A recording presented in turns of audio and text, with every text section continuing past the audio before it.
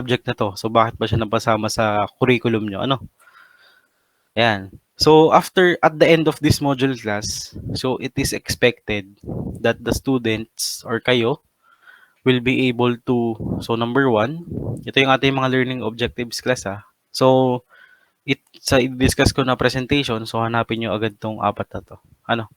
So, number one, after the module, kailangan nyo ma-define and ma-recognize kung ano ba yung difference between numerical method and analytical method. Okay? Number two, kailangan nyo ma-familiarize yung error at saka error analysis. So, malalaman nyo, bakit nga ba natin kailangan yung error tsaka error analysis? So number three, since ito naman ay paulit-ulit na rin, yung ating significant figures, so mahalaga siya for this subject. So, babalikan lang ulit natin yung mga rules for significant figures. And yung last na learning objective natin today is ma-differentiate yung accuracy and precision. Okay. So sige. So let's start. So ano nga ba class yung pag sinabing numerical methods? So ano nga ba ito? So meron tayong three definition. So number one, the numerical methods are technique na ginagamit for the formulation of mathematical problems. Okay, so that we can solve the arithmetic operation. So another meaning ng numerical methods, so it is a way to solve complex problem which often has no analytical solution. And yung very important definition niya, siya ay dito sa numerical method, mostly nag-approximate lang tayo ng output nung isang numerical problem. So hindi siya katulad nung ating differential calculus, integral calculus, and yung mga algebra nyo dati.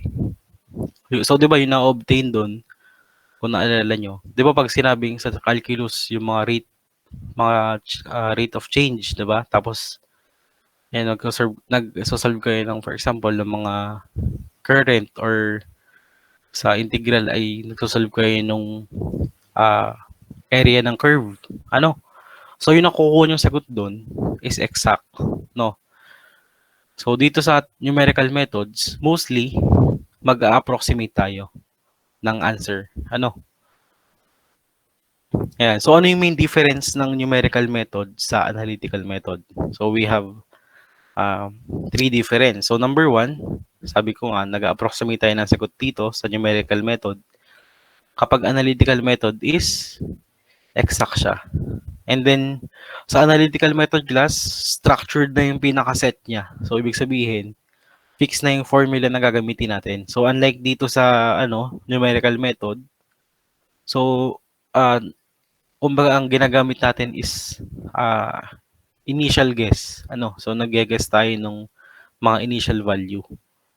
And expect nyo na dito sa numerical method class, large number of computation yung gagawin natin. Unlike dito sa analytical method is fast and simple calculation. So as you can see, so ito yung pinaka basic example nung yan. Ay okay, sige. Yan, okay lang. So yan, ito yung pinaka basic example ng numerical method at saka analytical method. Sa numerical method, yan. So, ginagamit natin siya for the value ng mga hindi na kaya ng pen and paper. Kasi 'di ba kung kaya nyo bang isolve ito ng pen and paper? Sa calculus siguro pwede, pero 'di ba pagka i-manual nyo to, mahirap na. So unlike dito, square root of 36, we have the exact answer dito. So kahit isulat lang natin yan. So dito ay makikita nyo, continuous decimal siya. So dito, kapag ganito yung mga problem, so hindi siya solve analytically. So kailangan natin gumamit ng numerical method. So ito yung kahalagahan niya. Although yung makukuha nating sagot dito is not exact, yun nga, ang ginagawa natin is ina-approximate natin yung answer. Ayan. So ito lang class yung yan, papakita lang sa inyo ano ba yung ah, way na ginagamit dati nung pre-computer era. As you can see, this one is picture nung 1962. Yan, nasa ano naman siya, caption naman. So this woman is Catherine Johnson, which is siguro employee siya ng NASA. So as you can see ng ano naman, sa NASA, 'di ba, since sila ay ano, so very large number or very large number of data yung meron sila dati. So imagine nyo, since wala pang computer, so manually nililista nila yung mga values, ano. And then after nila malista, so nagke-create lang sila ng graph, and then doon pa nila na-observe. So manual yung plotting na yun, ha. So imagine nyo. So doon pa nila na-observe kung paano ba, kung ano yung magiging trend nung, kunwari, ang pinag-uusapan dito is yung ano, for example, yung mga humidity sa isang lugar. Ano? So imagine yun na yung by graphical method lang yung ginagamit nila to observe the or to predict the future no na ano yung kakalabasan kinabukasan. So ganun ka ano dati. So gamit yung mga method na yun. So 'di ba parang mas malaki yung nagiging error or yun nga parang hindi reliable pa masyado. Kaya napakalaking tulong nung na-develop na yung ating mga computer. So as you can see, meron tayong phases ng engineering problem solving. So yung nasa kaliwa, ito yung nung pre-computer era. Yung nasa kanan is yung nung computer era natin. Ayan. So yung mga blue, yung mahalaga lang. So ang pinaka-large advancement lang na ginawa ng computer era, ang pinakamaganda niyan nagawa. Kasi ito, ito gagawin nyo rin sa thesis nyo. Kung ang thesis nyo class, for example, isang ay gagamitin sa school. And so kung gusto nyo pala ng madaling thesis, maghanap kayo ng mga machine. So hanapin nyo si Sir Andrew. So tanong nyo, Sir, ano po yung mga dito? Hindi na naga ng machine. Yung papa-rehabilitate, yung gagawin na magkakaroon na, kumbaga ano nyo lang, papa-repair nyo lang, and pwede kayong mag-add lang, kunwari, yung pump na yun, pump demonstrating apparatus na yun yung papaano sa inyo, papa-revise or papa-rehabilitate. So, for example, mag-add lang kayo ng another component. So, kung wala siyang reading ng flow rate, so lalagyan niyo lang, parang ganun lang. So, easy na yun, easy topic na yun. At sure kayong gagana kasi nga, meron ng existing na nagawa. Pero ayun, so try niyo lang din maghanap sa school ng and then ang maganda pa doon, may reference pa kayo ng papel kasi nga yun naman mga papel namin dati ay nasa library na So pwede niyo siyang and yun, kung mapapansin niyo, ang maganda pa sa library ngayon is na-extend pa yung oras niya. So hanggang 7 PM. So sa amin dati siguro parang mga 4 PM, 5 PM sarado na. So yun nga. So ito yan, tatanungin niyo sa amin paano anong ginawa namin sa thesis namin dati. So yung thesis namin dati, kung nagkaroon kayo ng machine elements na baka ngayon pa lang yung machine elements nyo. Ayun, yung thesis namin na ginawa, 'di ba, siguro 2018 or 2017 yun. Yung thesis na ginawa namin, existing na siya. So meron na siya noong 2006. So ibig sabihin, ang thesis namin ay demonstrating apparatus. No, pero ang output nila class, so hindi nyo pa siguro magigets kasi pa kayo, kung tinitake nyo pa lang yung elements. Pero yun lang, ang naging output, ang kaibahan lang sa amin is yung naging output namin. So ginawa lang namin, yung output namin is rekta na pupunta na sa sa may so wait lang. try ko pakita sa inyo. So, para may idea kayo, ano.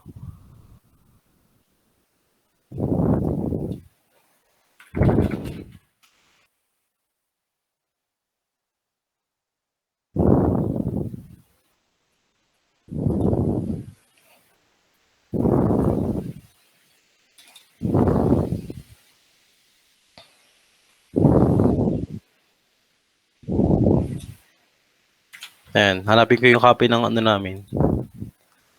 Thesis. Ay, wait lang.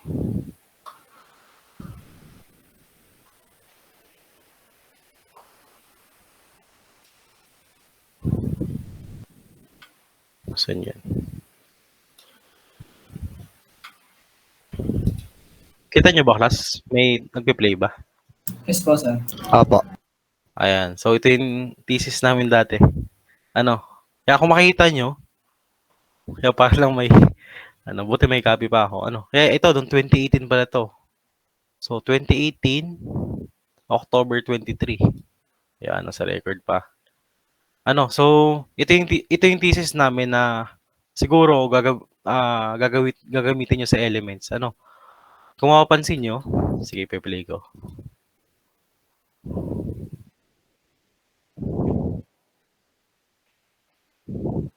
Yan, so gumamit kami ng variable frequency drive dyan, ano? So, nakakonect siya sa computer. Yan, so ina-adjust lang namin yung pinaka, ano niya, no? Yeah, so ito yung gagawin yung, ano, sa elements ngayon. So, ang tawag dito ay CAM analysis. Ano? So, kumbaga, yung displacement class na nagagawa nung CAM, yan o, nakalagay dyan yung kung ilang RPM. Ayan. So, makikita nyo parang minimeasure yung displacement nung CAM. And nagpo-form siya ng sine waves. And then, pwede nyo i-adjust yung, yan, pwedeng pabilisin. Tapos makikita nyo yung, ano.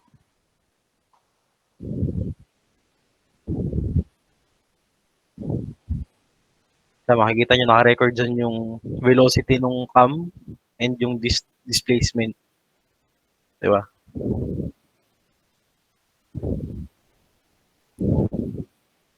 Ganyan. Ayan. Ito yung sa may ano, testing area. So baka nakikita nyo rin to sa school. Ano. Ayan. So siguro ma-appreciate nyo to. Ayan. Kung makikita nyo, after niya mag-run, kiklik lang namin yung ano dito, yung program na ano, yung para ano pala, hindi kami yung nagawa ng program ha. So nagpagawa lang din kami. Kasi syempre hindi naman namin ano ba yun, kaya. Ay parang gumawa ata nun is ano, yung LX Hub, ano, kung alam niyo yun.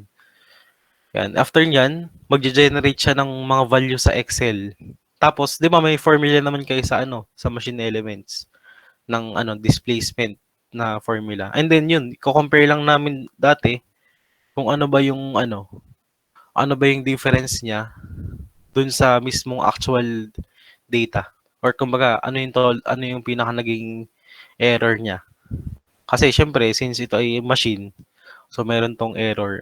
So parang may na-reach lang kami na certain so I think mga 0.05% lang na error and then yun inallow na siya nung panel na kasi before kayo makapag defense ng sa PS2 sa ito sa project study dito kailangan makapasa muna kayo ng performance testing so minsan may mga machine na nagloloko dun sa time ng, di ba ayos naman nung tinetesting nyo dun sa mismong fabricator. Pero pag dun dinala sa school, hindi naman gumagana. So may mga ganong instances. Ayun, so yun lang. So, pinakita ko lang sa inyo. Kaya para may idea kayo, So paano bang grouping sa PS1? Kanya-kanya or kayong pipili? Nag-groupings na ba kayo or hindi pa? Hindi pa po. Hindi pa. Wala pa pong groupings. Okay. So, sa amin dati ay random. Ano? So, wait lang class.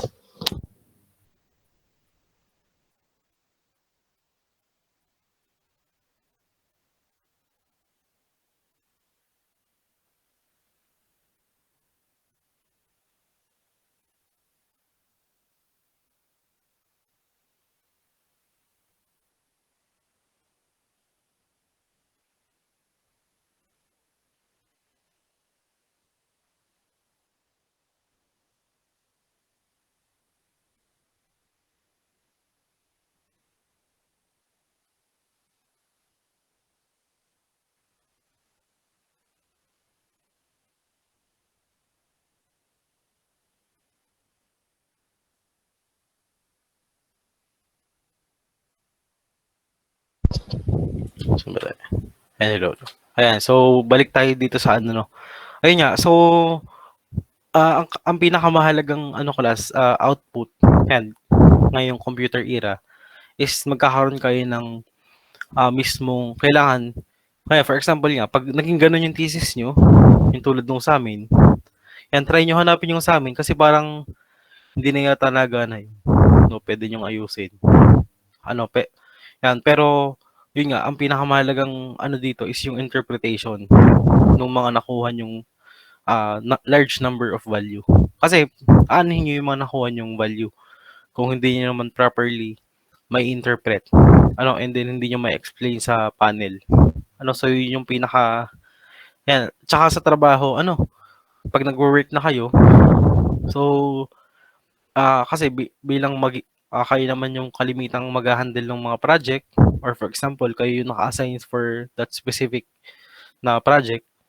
So, hindi ko lang sure kung, minsan kasi iba-iba, minsan nagkakaroon ng weekly report, ano kung ano yung naging progress mo. So, mas maganda is marunong kayo mag-present on, ano, uh, yung ma-present nyo is very short lang, at the same time, is maiintindihan talaga nung papakinggan nyo. Ay, nung ano, makikinig sa inyo. Ano, kasi, yun ang pinaka, ano, so hindi nyo kailangan mag-explain ng mahaba na lilito naman sila. Ano, so yung pinaka-target nyo is mapa-short lang, gawing short and brief yung ating interpretation. At the same time, so very detailed. Ano, ayan. So bakit ba natin kailangan aralin tong numerical methods? So as a problem-solving tool, itong numerical method class is undoubtedly the one of the most powerful tools na meron na tayo today. So almost every ano kasi computer programs is itong numerical methods yung ginamit. Kasi halos lahat ng ano dito is basically gumagamit tayo ng different different types ng numerical method for finding the approximate na solution sa problem. So, halos lahat ng program is nag-i-involve ng numerical method. Ano? Ayan. So, this subject din class, so magiging efficient vehicle siya for learning to use ito yung kulang ng computer software. Ano? And yan, ito lastly, if ever kayo naman ay so alam ko hindi naman lahat dito ay trip yung math so kahit 'di ba kahit hindi naman pag sinabing nag-engineering ka, so hindi gusto yung kumbaga gusto mo yung hindi mo gusto yung math may ganun ding cases. And yun nga, so sana pag hindi ko sure kung naka-attend kayo nung webinar ng may mga nag-explain doon ng mga kabatch ko. So hindi ko alam kung kayo yun or yung mga fourth year na ngayon. So makikita niyo doon yung mga possible na magiging career path niyo. Na porket na hindi kunwari hindi ka mahilig sa ganito nga hindi ka mahilig sa math. Pwede mo pa ring i-pursue yung career or sa engineering. So pwede ka dito sa sales kung magaling ka sa magsalita. No, or kung medyo magaling ka makipag-usap sa tao. So pwede, kung magaling ka naman sa mga computation, yan, pwede ka mag cost engineer, or kung gusto naman ng office work lang, kasi ayaw mo mag-site kasi syempre, ano, magka maraming ganun eh, yung parang ayaw mainitan sa planta, ano, yung syempre sayang ang skincare, ano. So may mga ganun, pwedeng office lang din. Tapos yan. So sana hindi ko sure kung igagawin sa inyo 'yun. Pero sana ay ano kayo nung ganung webinar, ano. Para lang may alam niyo yung ano niyo, career path niyo in the future. Pero alam ko nung ako kasi nung ganitong mga panahon, third year ako. Or kasi kami kasi dati is 5 years, 'di ba? So hindi ko alam ano ba yung itatakil namin na ano ba yung gusto kong maging trabaho sa sa pag-graduate ko. Ano, ayun no. So nagkaroon ako ng idea. Ayun, no, nag-OJT ako dati. Yun. So nag-OJT ako sa Tabangao, yung refinery ng Shell. So nakita ko, okay itong yung gantong work. More on sa planta. So although medyo risky siya, ah malaking ang magiging sahod. Kasi nga kasama yung pinaka bayad sa'yo na yung nire-risk mo yung sarili mo kasi anytime pwedeng may mangyari sa planta. Ano pa, 'di ba, pag sumabog 'yan. Although napaka-safe dun sa Shell na plant, no? Pero syempre may chance pa rin, 'di ba? Pero yung ang binabayaran sa is yung hazard pay na sinasabi. Ayan, kaya yun, maganda is yan, magtanong-tanong kayo yun sa mga magiging siguro mag-search na kayo ng mga pwede nyong maging career in the future para ngayon pa lang, so kunwari gusto nyo mag-design, yun nga sabi ko, di anuhin nyo agad yung yung mga pwede nyo gawin training, no? Or kasi ang dami na talaga yung training na, di ba, bayad yun, na pwede nyo mapanood lang sa other sites, ano. So, para pagka nagkaroon kayo ng so isipin nyo, saan ba kayo part magaling? And dun pa lang, kasi at saka, minsan kasi pag nag-work na kayo in the future, so isipin nyo, kung ito na ba talaga yung, kasi napaka-crucial nung magiging first work nyo, kasi kung yun na yung magiging line of work nyo. No, so kung hindi nyo naman natripan, so syempre hindi naman kasi lahat lagi 'di ba nag-o-offer ng trabaho. So syempre apply kayo ng apply sa gusto nyo. Hindi kayo matanggap, pero ang tawag sa inyo is hindi nyo trip or parang hindi nyo yung sa work nyo. Kasi minsan kasi baka mape-pressure kayo, yung ibang kabatch nyo may trabaho na, so kayo ay wala pa. So kahit ano na lang dumating. Pero ang advice ko, so kung ano talaga yung gusto nyong kunin, di antayin nyo talaga. Kasi kahirap nung napasok ka tuwing umaga, hindi mo trip yung ginagawa mo. So ako may kilala ako nag-top sa Chemical Engineering Board exam. Pero ang pinursu niya is kung saan siya magaling. Nag-take siya ng masteral ng computer science ata yun. And ngayon is more on parang IT na yung kanyang work, pang IT. Pero yung sa sahod is malaki pa din. No, pero hindi niya na pinursu yung pang chem-eng na career. So ganun yung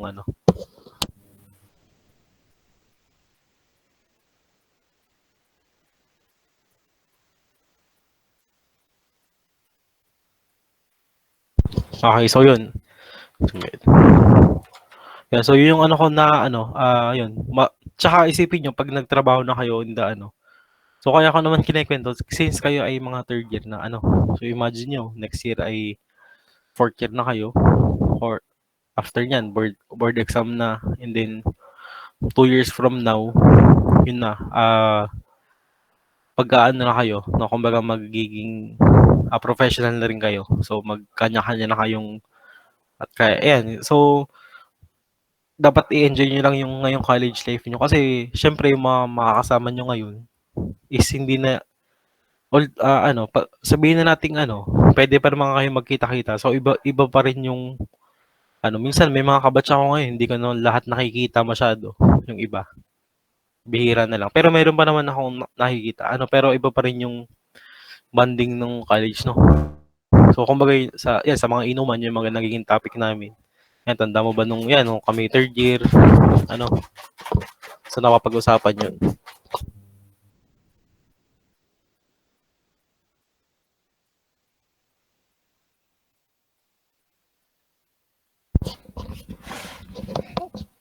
Okay, saan na ba yung ating?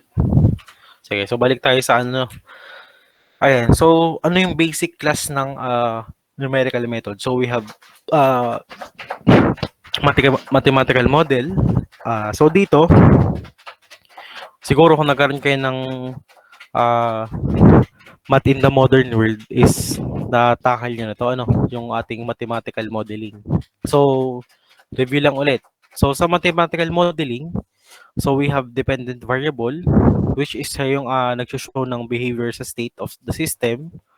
So, meron tayong independent variable, which is siya yung nag-i-indicate nung dimension, or ito yung ating minamanipulate. Ano? So, pag binago natin to, so, syempre, magbabago rin yung ating dependent variable. Ano? Tapos, parameters. Sa parameters, siya yung ating system properties or composition. Ano? So, dito, sa parameters, nagkakaroon tayo ng, ito yung pinaka-constant. So, hindi nagbabago sa ating system. Yung, for example, sa mga computer nyo. So, di ba, meron naman siyang existing na system properties na hindi constant lang. And lastly, itong ating mga forcing function. So, ito yung ating external influences na nag-a-act upon the system. Ano? So, ito yung, for example, magsasolve sa mga subject nyo ngayon. Kung meron kayong subject na, sige, ano lang natin na, in term nyo, yung mga physics nyo dati. Di ba, ano yung mga external influence sa system? So, syempre, yung ating mga outside air, ano? So, yung mga outside air temperature, so nakaka-apekto siya sa buong system. So, yun yung mga external influence na kumbaga hindi siya kasama sa calculation, pero kailangan natin siya i-consider kasi nga, kasi minsan, di ba, may mga problem, neglect the air resistance, pero in real life, so lagi siyang kasama sa hindi naman pwede pag nasa planta na kayo, ine-neglect niyo yun, so kaya lang natin siya neglect is, yan, kasi nga, for theory lang yung pinag-uusapan pa natin. Yan, so, yun nga, so sana pag nag-OJT kayo, so, hanap kayo ng mga magandang company, which is, kung saan kayo mas ma-train, or minsan kasi if ever maganda yung performance mo sa sa OJT mo, may iba ina-absorb na. May ina-absorb na ng company pagka-graduate. So, may ilang ganun. Kaya, yan, papakita nyo. Hindi kasi minsan, may time na pag nasa OJT kayo, ay, minsan ay, syempre, busy yung pinaka-visor nyo. So, wag yung antayin na sila yung mag-utos sa inyo, ito yung gagawin. So, kayo lagi yung mag-i-initiate sa kanila kung ano yung pwede nyong gawin. Ano?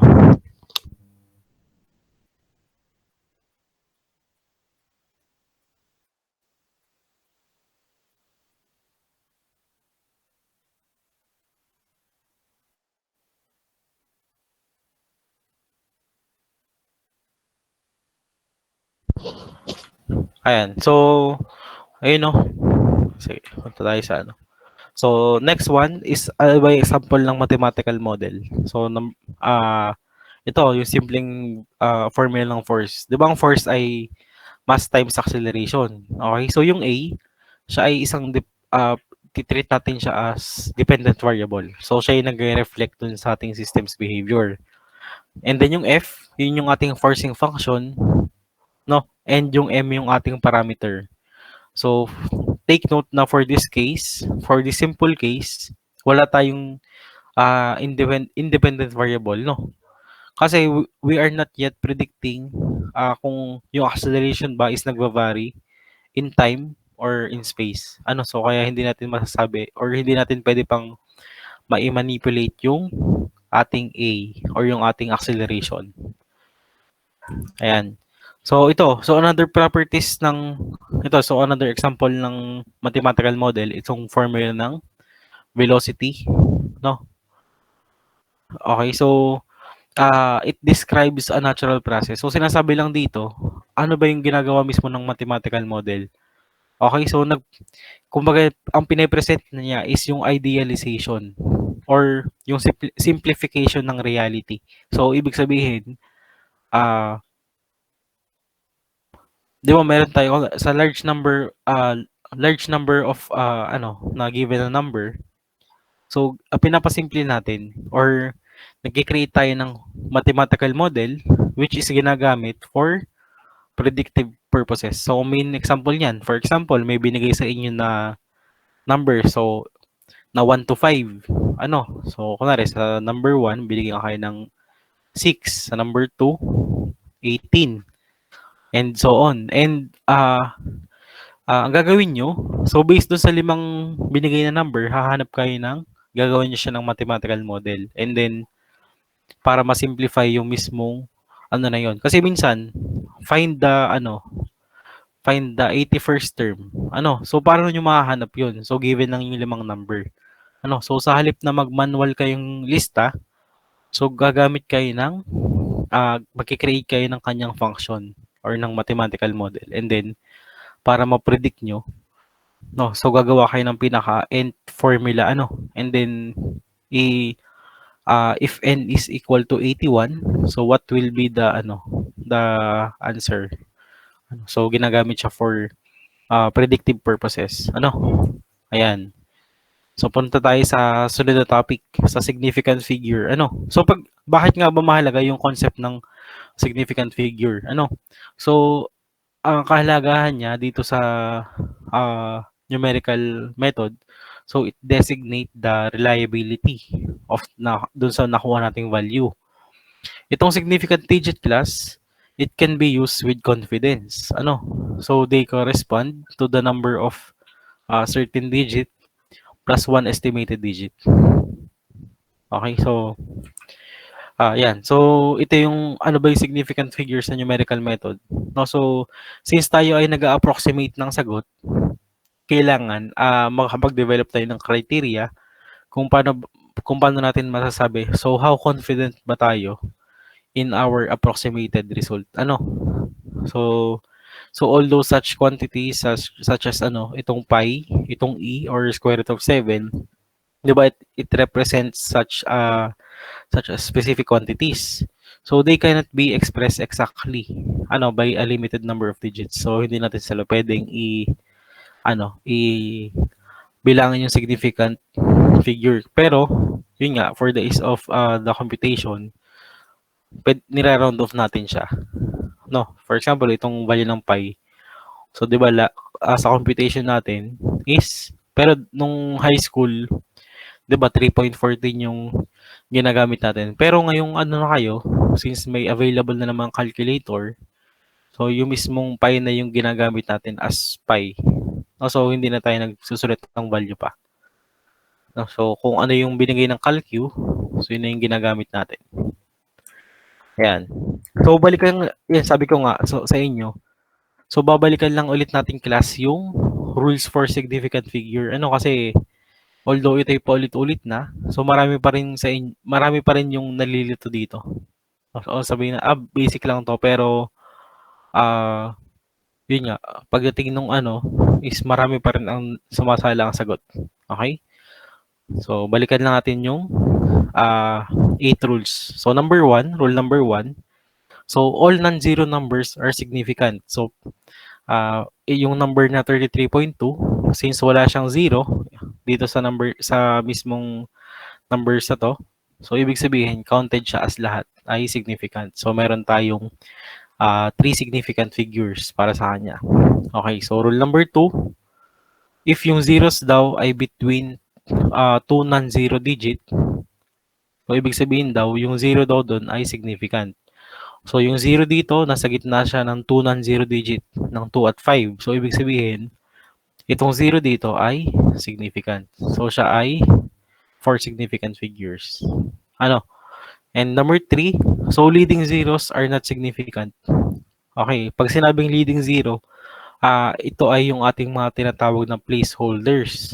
So, yung number na 0.54, meron lang siyang dalawang significant figure. So, same as this one, 0.0032. So, yung mga zeros to the left ay significant kasi nga they are only placeholders. Ano? So, yung mga lahat na nagli-lead na zero. So, take note doon. Okay, so number 4, if yung zero naman ay nagte-trail right after nung decimal. So, lahat yun ay significant. Okay, so there are 4 significant figures in 92.00. Okay? So, number 5, trailing zeros in a whole number, so with the decimal shown are significant. So, although this is not usually done, for example, di ba, itong 540 dot. So, hindi naman siya kalimitan ginagamit, di ba? Pero, if ever, wala, napasama siya sa ating exam or sa quizzes.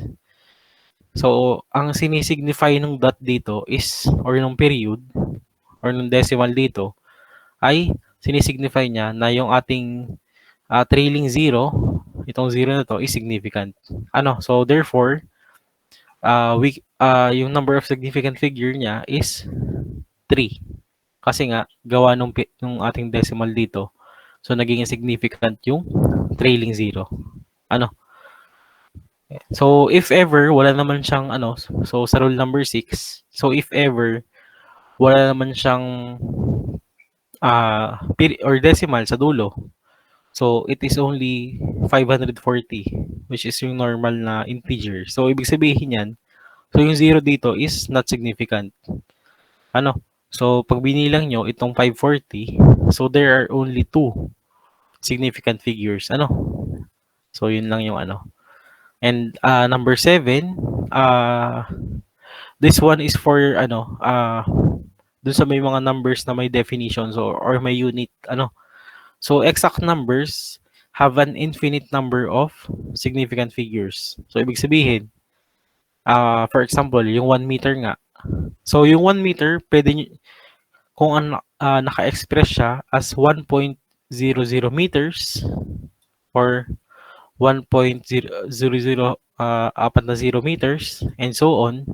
So kung ilan lahat ng unit or kung ilan lahat yung nasa kanan ng ating unit is counted siya. So hindi siya infinite kung for example this one, itong 1,000 meter 1.000 meters na to. So this one is 5 significant figures. Ayun. So basta bibilangin niyo lang kung ilan yung nasa kaliwa niya. And number 8, for a number in scientific notation, so ito yung naka-raise sa x class So n times 10 to the x. So all digits na nagko-comprise sa n are significant. So babalik kayo dun sa first 6 rules. Okay, so for example, so 5.02 times 10 to the 4th power. Ito yung nakali sa 4. So, ang papansinin nyo lang dyan, yung n, yung 5.02 lang. And then yung 10 to the 4, hindi, not significant na siya. So, since yung 5.02 ay 3 significant figures, so yun na yung pinaka-final answer. So yun lang. Sige, so try natin tong mga wait lang. So, try natin yung example class.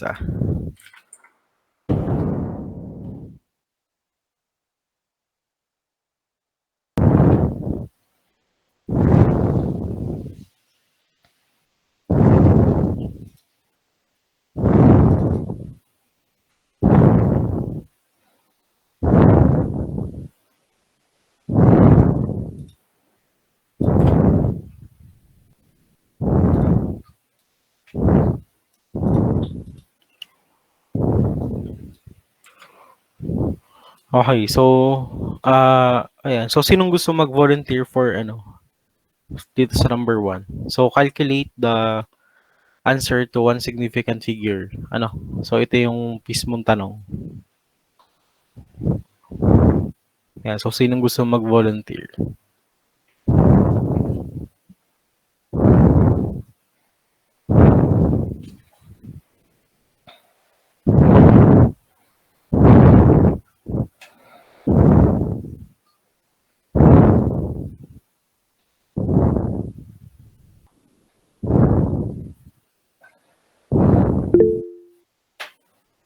Si Mark Lionel. Ano pala ako. Anong, Sir, sir.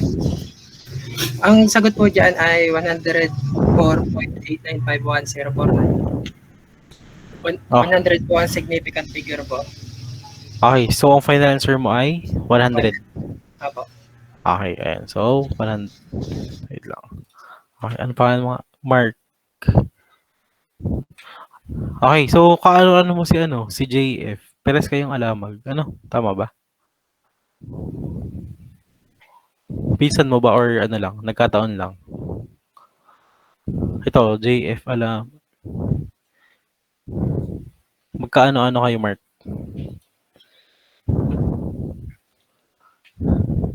Nagkataon lang? Hello? So, wala na si Mark. Sige. Ayan. So, bakit naging 100? Ayan. So, pero tamang sagot yan. So, wait lang. Ayan. So, di ba kung ikakalki natin, so, 0.0075 over point.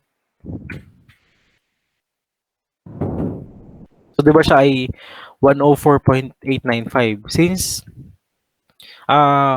calculate the answer to 1, ito, 1 significant figure lang. So, itong 104.895, so, round off natin sa, sa 1. So, meron tayong dalawang possible answer. So, we can, dito, is 1 times 10 to the second power. So, pwedeng itong acceptable answer dyan. Itong dalawa. Okay? So, yun. Sige. So, sa example number 2, calculate the answer to 3 significant figures. So, sino naman, pwedeng sumagot? Yan, si Matthew. Pwede po sir na 104 po. Okay. Final answer na yun, Matthew. 104. Opo sir. Kung di na. Sige. Okay. So, malapit na. So, mali ang 104. 105 po pala sir. Ayan. So, sige. Tama. So, 105. Kasi, i-observe pa rin natin dito yung rounding off ng numbers. So, kung saan siya pinakamalapit, so round up. Since siya ay 0.8, so kaya ito ay,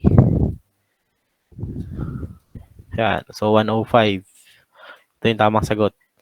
So, for this one, so state the number of significant figure. So, ilan to? Sinong gustong sumagot? For number 3?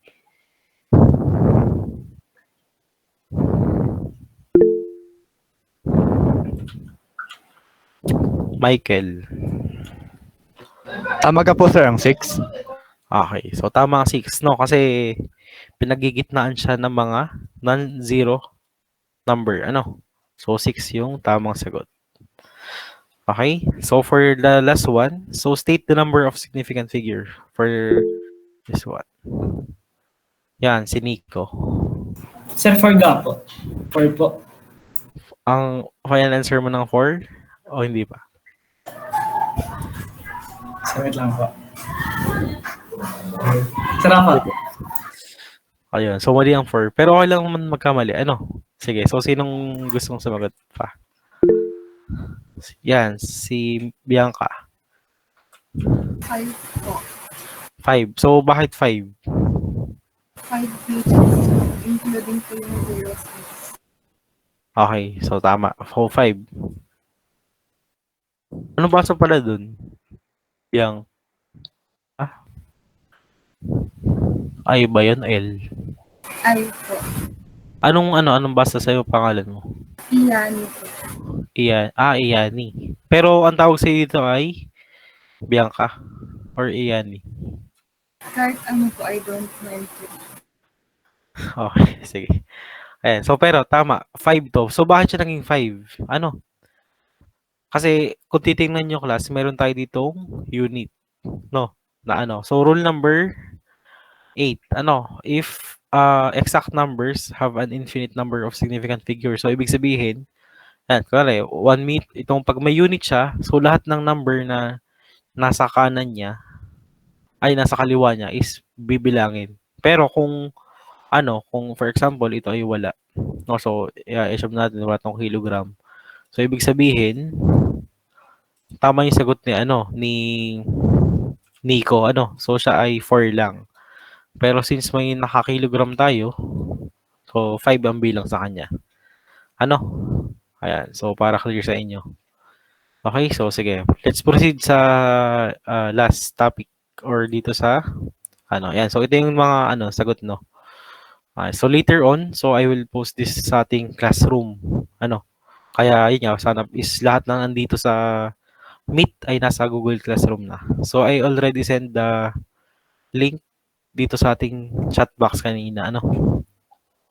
So yan. So next one is yung accuracy and yung precision. Okay? So since ang pinag-uusapan natin is errors, kasi nga tayo nag-estimate or nag-approximate. So yung accuracy and precision is very important. So ano ba yung difference ng dalawa? So pag sinabing accuracy, so it refers to how closely a computed or measured value agrees with the true value. So nakadepend siya dun sa true value. So gaano ba kalayo yung mismong sagot mo dun sa true value. So kung medyo malayo, so hindi ka accurate. So unlike sa precision, so this one, it refers only to how closely the individual computed or measured value agrees or agree with each other. So meaning, so kahit hindi siya malapit sa true value, pero kung siya naman ay malapit dun sa sagot ng bawat isa. For example, kayo nung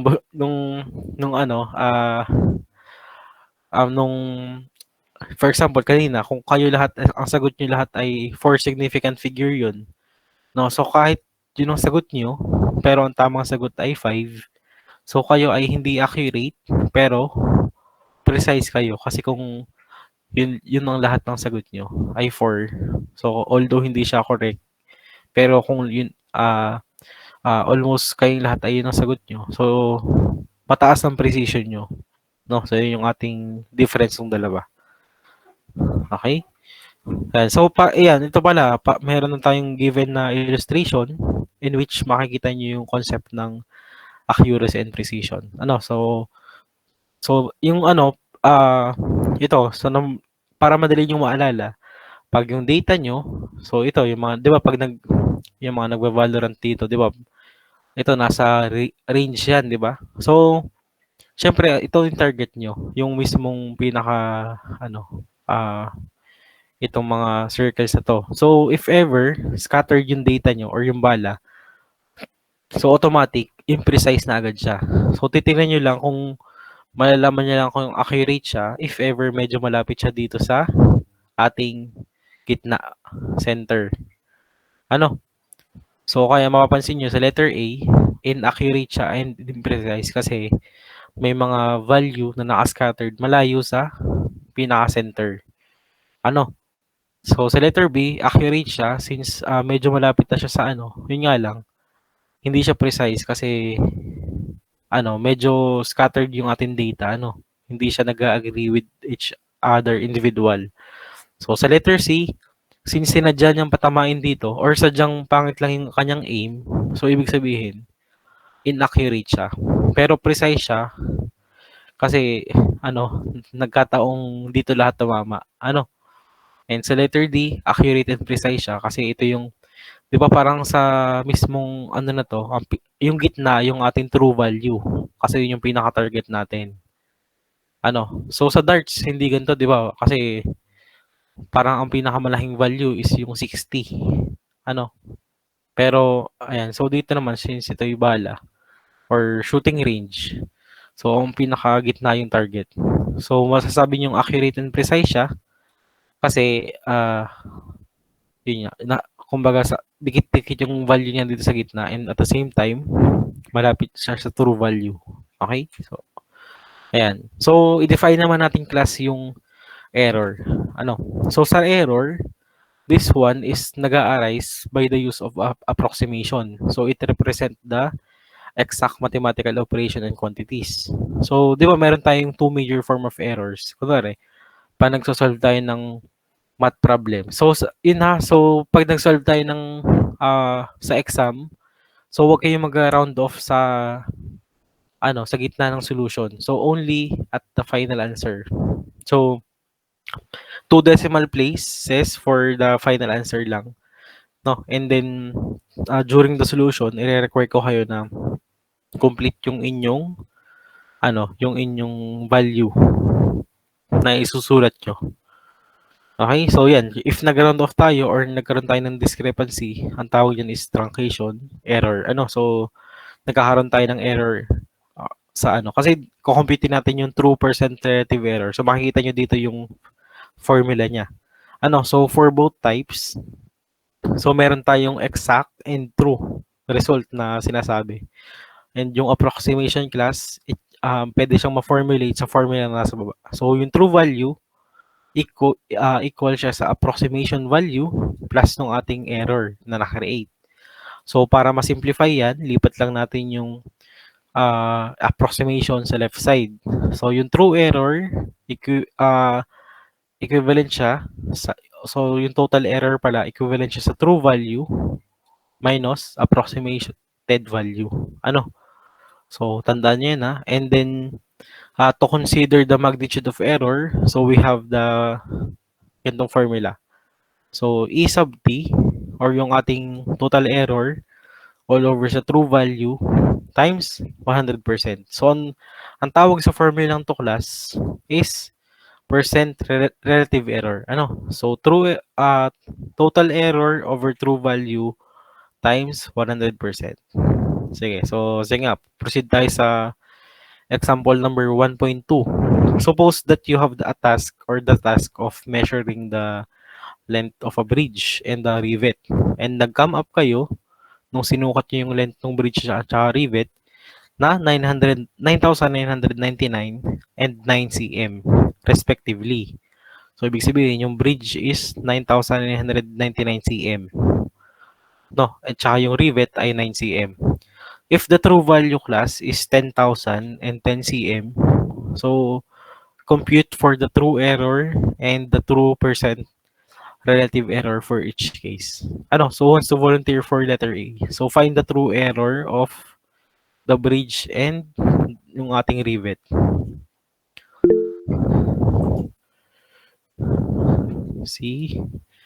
Yan, si Catherine.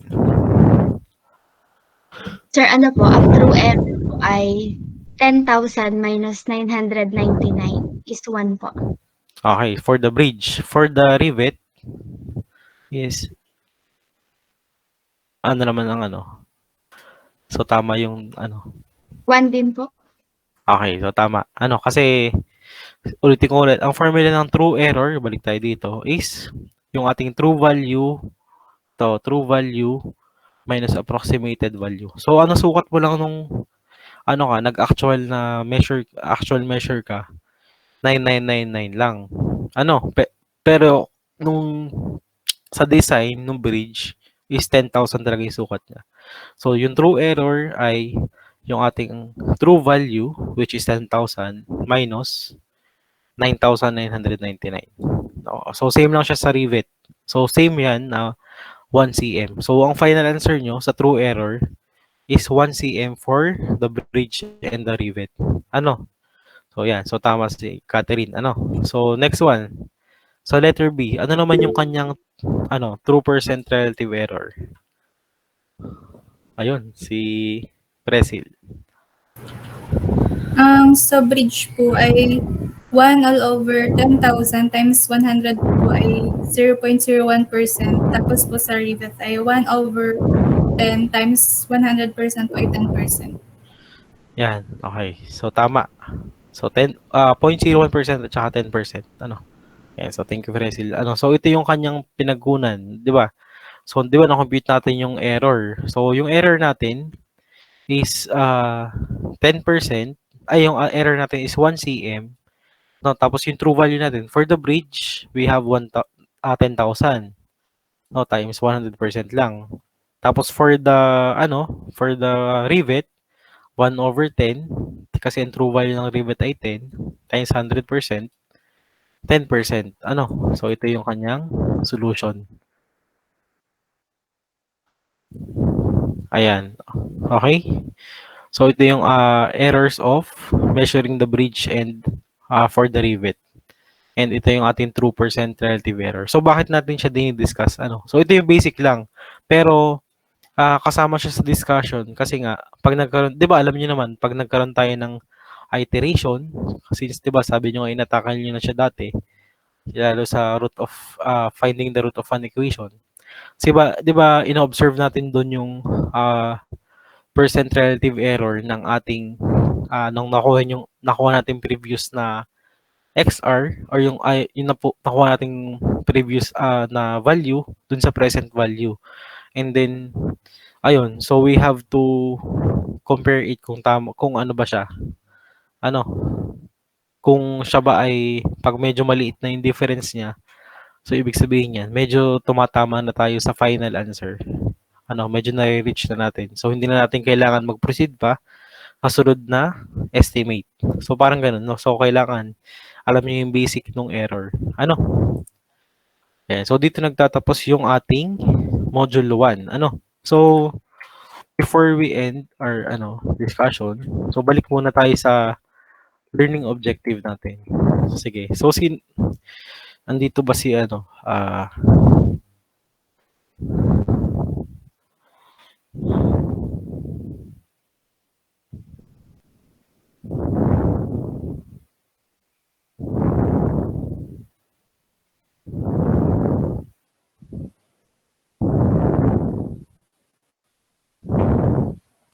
si Loridel.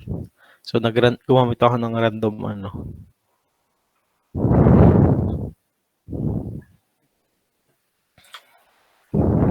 Loridel, present ka ba? Yan, dito na si Loridel.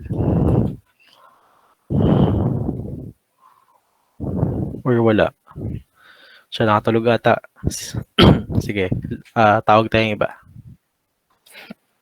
Si Diana pala. Jade. Present ba?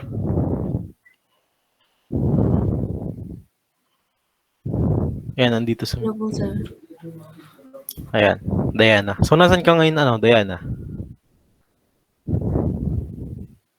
Pa? Nasan ka ngayon? Sa bahay. Sige. May ka ba? May kamag-anak ka bang baksa dito sa Kuta o wala? Wala po.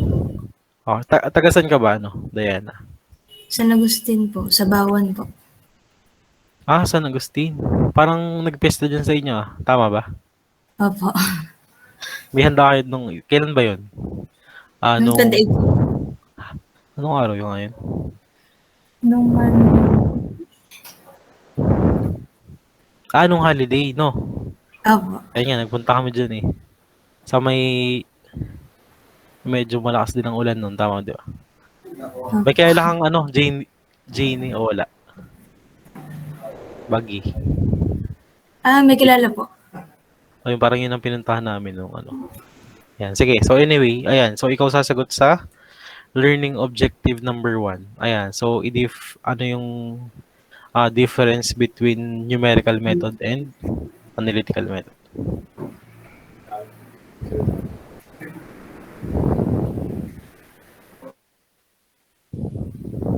Ayan, anong sagot mo dyan,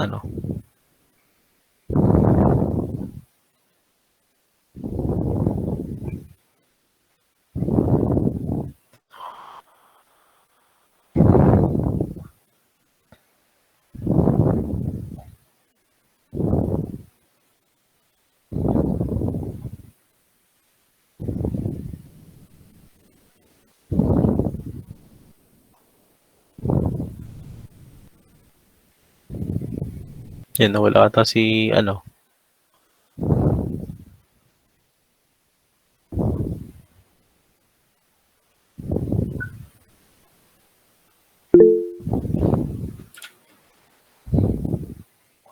na nag-chat.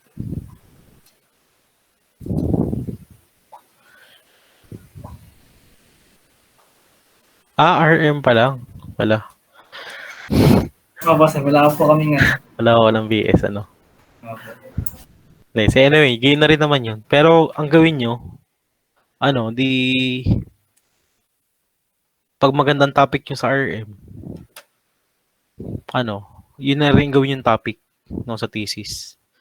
So, may ganun. May parang ilang cases na ganun sa amin na kung ano yung na-approve na topic ng RM. Na ano na. Kasi, ang gagawin nyo dyan is parang PS1 na, no, first 3 chapter. Sino bang RM nyo? Si Sir A ba? O hindi? Si Ma'am Rayos po, ma'am. Ay, sir. Ma'am Rayos. Okay, si Ma'am Rayos. Pero hindi kay Sir A, no? Parang yung mga first O1 ata, O2. Siguro. Si Ma'am Rayos din po ang sa O1. Pero anong hawak ni Sir A? Ay, di ko lang po siya, sir. Hindi nyo. Sige. Ayan, nasa na si Dayan. Dayan. Ang numerical method po ay yung large number of computation po. Tapos po yung analytical method po ay yung simple calculation lang po. Okay, sige. So, tama naman. Ayan, sige. Ano bang tatawag sa'yo? Dayan o Jane? Ano ba? Diana o Jane? Ano bang tawag sa'yo dito? DJ. Diana po. Pero pwede naman po Jane. Jane. Sige. Okay. So, tama naman. Pero para mas madali nyo siyang ma-differentiate. Yung ating numerical method, more on approximation siya. No, yun nga. And then yung analytical method, so we have the exact solution. Pero tama yung sinabi ni Diana, na large number of data yung meron tayo dito. Kaya nga, yun nga, gagamit tayo minsan ng software for solving such problem. Sige. So, for the analytical, sa number 2, I think na-familiarize naman kayo dito. And sa number 3, sure naman ako nasagot sa inyo to, no, yung ating significant figures. No, so, na-understand nyo ulit. Please review lang ulit yung 8 rules natin, ng significant figures. Okay, so sa number 4, si naman? Si Lay Atienza. Lay Aris. Dito ba? Si Lay? Yan, dito sa meeting. Ako, student selector sa classroom. Differentiate accuracy and precision. Nandiyan ka ba, Lay? Nakula ata si Lay. Ayun. So, iwasan nyo yan. Yan, ibig sabihin pag wala. Baka OG na yan. Baka naglalaro na yan, Hello po, sir. Ayan. Ano po? Ang pinagkaiba po na ano po ulit, sir? Yeah. So, Accuracy and precision po. Ang accuracy po yun po, parang nag-refer sa gaano ka-close yung measurement sa true or accepted value. Tapos yung precision naman po ay parang refers to how close measurement para po parang sa same item po to each other po, parang ganun po.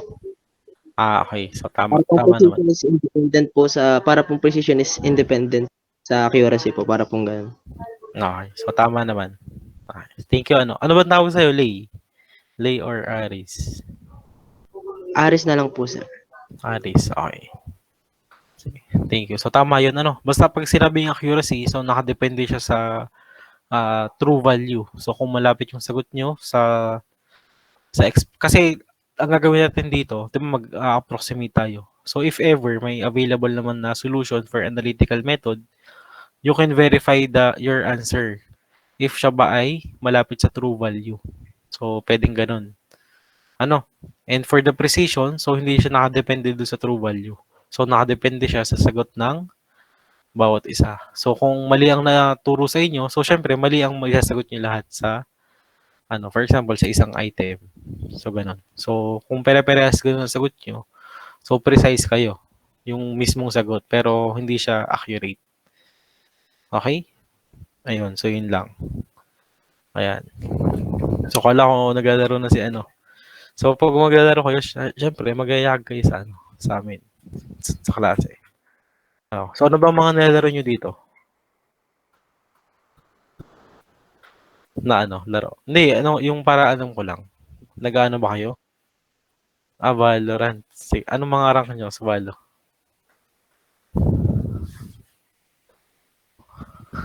Sino bang mataas dyan?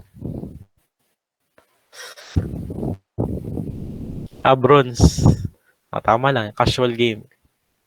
Sinong pinakamataas dito sa 08? Diamond. Sinong Aram? Aram. Saan si Aram? Si Joshua. Tama ba? Si Aram Joshua. Oh, yung sa mga dati nga, naging student ko ay flat lang. Di sa bagay, parang may episode doon na yata ngayon, no? 7 episode. Yung mga naging student ko dati ay mga ano, parang mga immortal yata yung iba. Ano, mga player ng ano. Yeah, so sumali kayo sa ano. Hindi, yes.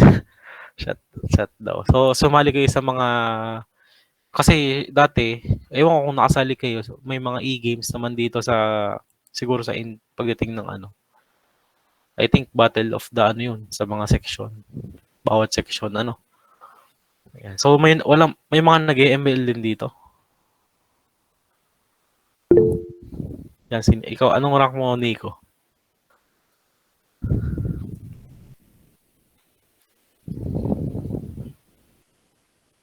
Honor.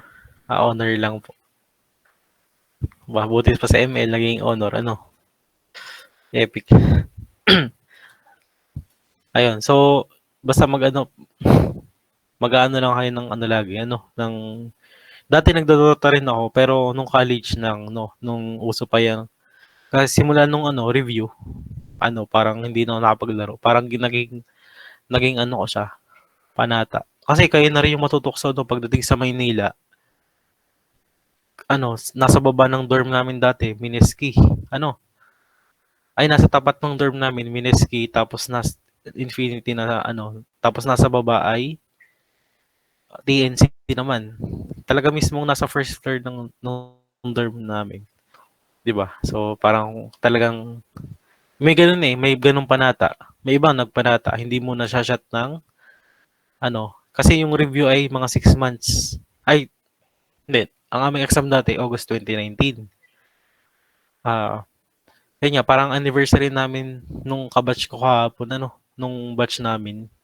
Kasi lumabas ng result namin ay 31, nung August 31 ng madaling araw ata. Ano, so, I think mga 4 years ago yun.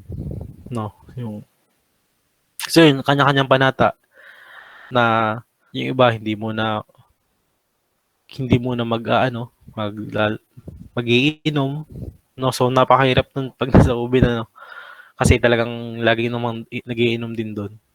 Tapos ano, yung iba, di ko ba kung kayo yung mga yung mga nagsisigarilyo, so hindi mo na natigil talaga. So may ganun panata. Or, pero pwede nag-vape naman, pwede naman doon. So kanya-kanyang ano yan. So magsiset kayo ng parang, kumbaga, isa-sacrifice nyo muna ng ano, tiis muna ng mga 4 months, ano, para naman makapasa. So, ganun. Sacrifice lang lagi. Ayun. So, anyway, ayun. So, doon nag-end yung ating, ano, module 1. Ano, so, ito yung ating, ano, papakita ko lang sa inyo. Yung ating module 2. Pero, hindi ko na siya i-discuss ngayon. So, magkakaroon tayo ng assessment for next week. Ano, titignan ko kung tandaan nyo pa.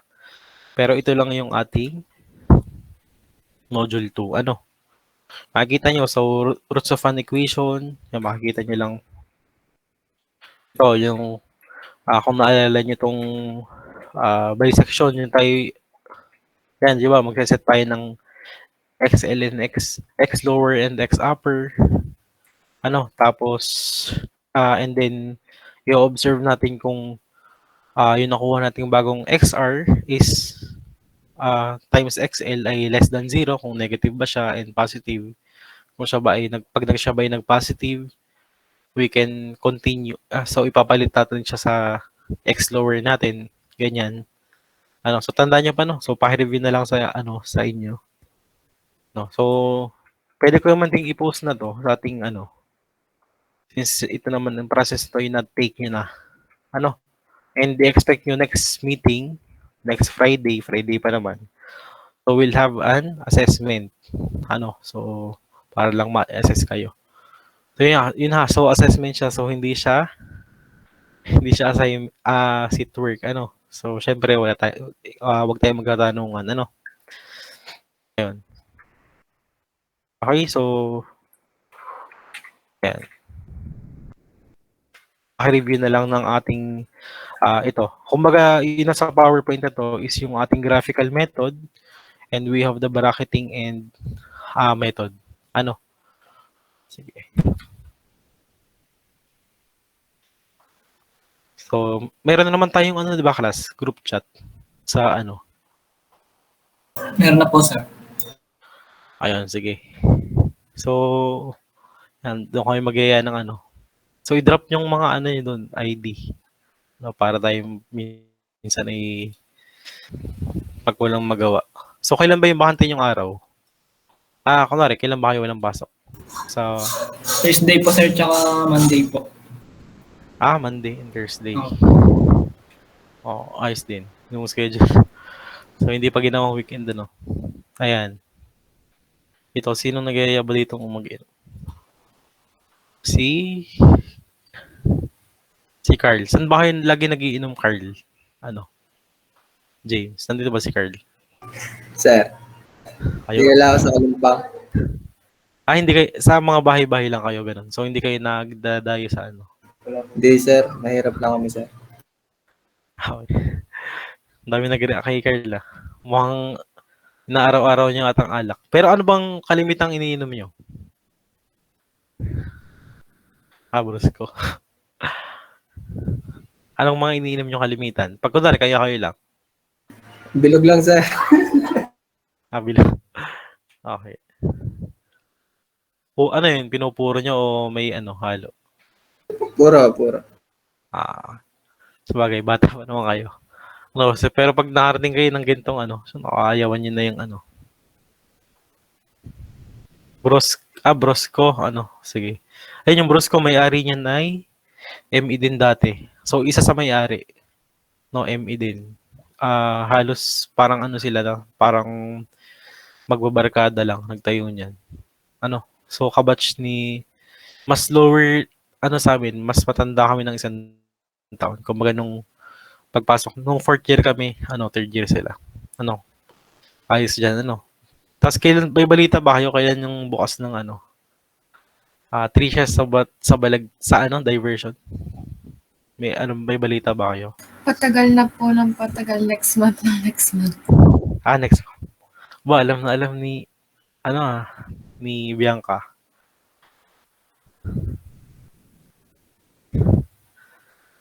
Ka ba, Bianca? Pero nadayo ka, Bianca, sa lipa? O ka lang? Hindi po, sir. Mabait po ako. Hindi po ako nag-iinom. Ayan, nahuli ang mga... Sabi din sa akin ng isang section parang... Yun nga, nakita daw ako sa Brosco. Pero hindi ko pa siya hawak nun. Kumbaga ngayon pa lang, naging handle ko sila. Friday night. May mga pasok kayo bukas Friday. Sa na lang, after mga exam, So, hindi natin. Sino pa bang mga prof nyo ngayon? Ngayong 3rd year. Nako, hindi ko tropa yun Parang taga-UB yan, si Sir Jo Marie. Sa sa mga combustion nyo. May combustion na ba kayo? Si Sir CK po. Si CK. Ayun, so tropa din yung CK. Yan, basta, naman yun. Tawag doon, mabait naman magpa-removal soon. Yung kabash nun yung may-ari nung barkada nun yung may-ari nung Brosco. Si Nodge, kung kilala nyo. Okay, so basta yung sa akin nga lang, yun kami nung college ay ang ganito rin. Kaya gusto ko nga rin bumalik sa college days, ano. Minsan may napasok kami ng, ng puro more on banding talaga dati. Puro laro or ano. So yun nga, hindi ko naman sinasabi na magano kayo lagi, pero lagyan nyo din ng konting ganun yung kung puro kayo lagi nag-aaral. So syempre wala na kayong mapapag-usapan pagdating ng araw. Parang dadaan lang ng college days nyo. So, syempre hahaluan natin ng konting memories. Ayan. Tapos yan maganda since dito sa section na to ay bagong mix naman. So i-try nyo i-close din yung bawat isa. Kung iba galing section yung section 9 or kung section other section kayo. Kasi pagdating ng nung board exam, ayan. So kung hindi nyo pa kilala ang isa't isa, talagang mahirap kasi mga ngapa kayo. So although magiging kaklose nyo na rin naman, kaso maganda yun dito pa lang ay na kayo. Kung basta wag na kayo mag-anuhan sa For example, may nakakalap yung isa na OT, may nasagap. I-share nyo na sa iba, So tayo naman ay diyan. Kumbaga hindi naman paunahan 'yan. So kung alam nung iba na meron kayong ganong copy or may nalaman kayong bagong reference na dito pala na ako kasi si Sir D nyo na agad. Ayan.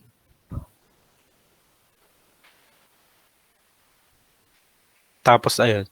So sige, so next meeting we'll do our assessment yan, so aralin niyo ulit yung finding the root of an equation tsaka at the same time itong ating error analysis. And yan, baka lagyan ko din ng konting significant figures. Sige. And then, ayun. So, question class so far or naman? None so far pa naman. Wala pa naman po. Si Nika. Yan, si Fresil may question. Sir, nagpa-partial point po kayo kapag quiz, midterm at finals po. Ayun. Hindi ako nagpa-partial point sa sa mismong exam. Pero if ever kunwari sa number 1, use bisection method in finding the So pag meron siyang subpart, kunwari may ABC sa isang number, meron siyang letter A, kunwari letter A 10 points to letter B 5 points. Ayun, so doon nagkaka-partial. Pero overall sa mismong exam, kunwari isang tanong lang, tapos isang sagot lang yung kailangan. So hindi. So kumbaga straight na kung siya ba ay 10 points, di pag mali ang sagot nyo ay 0 point. 0 pala. So kunwari 0-10 or kung 20 points, so 0-20. Ayun. So siguro naman akong masasagot nyo siya. Or siguro sa exam natin ay parang by part siya. Kaya for example, siya, magkakaroon din talaga kayo ng partial na kunwari sa isang number kasi find the gamit sa letter A using bisection methods. So sa letter B using false position method. Sa letter C using open method. And mako-compare niyo doon kung tatama yung sagot niyo sa bawat isa. Kasi kung halos hindi naman nagkakalayo yung yung sagot doon, 'di ba? Since halos nag-iba-iba lang siya ng formula. Ayun. Sige, so may question pa? Yung mga saan kayo dating galing section? Kayo pala Fresil. Section 11